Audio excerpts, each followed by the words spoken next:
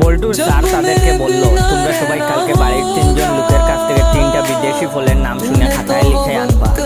বল্টু বাড়িতে গিয়ে বাবাকে জিজ্ঞেস করলো, বাবা একটা ফলের নাম বলো তো। বাবা বললেন, তোর এইসব আজাইরা পেঁচাল শোনার সময় নাই।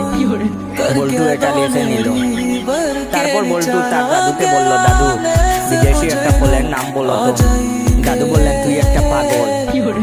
বল্টু তাও লিখে নিল। এরপরে বল্টু তার ভাইয়ের কাছে গেল, গিয়ে বলল, ভাইয়া একটা ফলের নাম বলো তো। তার ভাইয়া বলল, তোর কথা শোনার সময় নাই, আমার গার্লফ্রেন্ডের সাথে দেখা করতে যেতে হবে। বল্টু এটাও লিখে নিল। পরের দিন বল্টু গেল স্কুলে। বল্টুর স্যার বলল, বল্টু তুমি বাড়ি থেকে যে 3টা ফলের নাম লিখে আনছো সেগুলো বলো। বল্টু বলল, তোর এইসব আজাইরা পেঁচাল শোনার সময় নাই। স্যার রেগে গিয়ে বললেন, কি তুই আমাকে চিনিস? বল্টু বলল, তুই একটা পাগল। স্যার বললেন, কি চল তোরে প্রিন্সিপাল